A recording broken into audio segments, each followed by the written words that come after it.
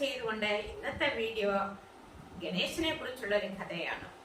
നാം എല്ലാവരും ഗണേശന്റെ മുന്നിൽ പോയി ഏത്തമിടാറുണ്ട്. അതിന്റെ പിന്നിൽ ഒരു കഥയുമുണ്ട്. ഒരിക്കൽ മഹാദേവനും ഗണേശനുമായി വൈകുണ്ഠത്തിലേക്ക് പോയി. അവിടെ ചെന്നപ്പോൾ മഹാവിഷ്ണു ശയനത്തിലായിരുന്നു. തന്റെ ആയുധമായ സുദർശന ചക്രം സമീപമെടുത്തു വെച്ചിരുന്നു. അപ്പോൾ ഗണേശൻ എവിടെ ചെന്നിരുന്നാലും എന്തെങ്കിലും ഭക്ഷണം കഴിക്കാനുണ്ടോ എന്നുള്ളതാണ് എവിടെയും ചെന്നാൽ നോക്കുന്നത്. അങ്ങനെ നോക്കിയപ്പോൾ തന്റെ സമീപത്തെ മഹാവിഷ്ണുവിന്റെ സമീപത്ത് ഈ സുദർശന ചക്രം ഇരിക്കുന്നു. അതെടുത്ത് അങ്ങ് കഴിച്ചു. അപ്പോ മഹാവിഷ്ണു തന്റെ ആയുധമായ സുദർശന ചക്രമാണ് ഗണേശനെടുത്ത് കഴിച്ചിരിക്കുന്നത്. ഈ സുദർശന ചക്രം ഗണേശന്റെ വയറ്റിൽ ചെന്ന് കഴിഞ്ഞപ്പോൾ ഇതിന്റെ ചൂട് സഹിക്കാൻ വയ്യാതെ ഗണേശൻ നിന്ന് പുളയുകയാണ്. അങ്ങനെ നിന്ന് പുളയുന്ന സമയത്ത് മഹാവിഷ്ണു തന്റെ ആയുധം തിരിച്ചു വേണം. അങ്ങനെ ഗണേശന്റെ മുന്നിൽ പോയി നിന്ന് ഏത്ത വിട്ടപ്പോൾ ഗണേശൻ ചിന്തിക്കുകയാണ്, തന്റെ മുന്നിൽ വന്ന് ഈ ഗോഷ്ഠി കാണിക്കുന്നത് എന്തിനാണ്?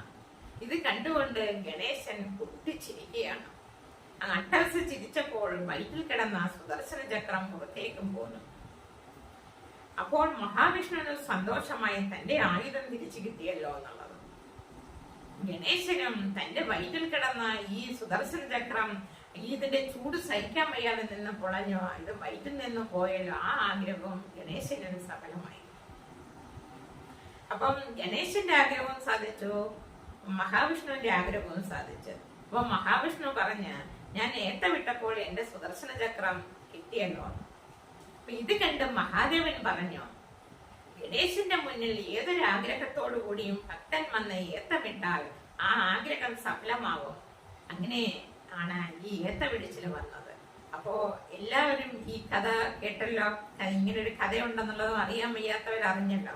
അതുകൊണ്ട് എല്ലാവരും ഏതൊരാഗ്രഹത്തോടു കൂടിയും ഗണേശന്റെ മുന്നിൽ പോയി ഏത്തമിട്ടാൽ ആഗ്രഹം സഫലമാകുമെന്നും മഹാദേവൻ പറഞ്ഞിട്ടുണ്ട്. എല്ലാ ഭക്തന്റെ ആഗ്രഹം സഫലമാകുമെന്ന്.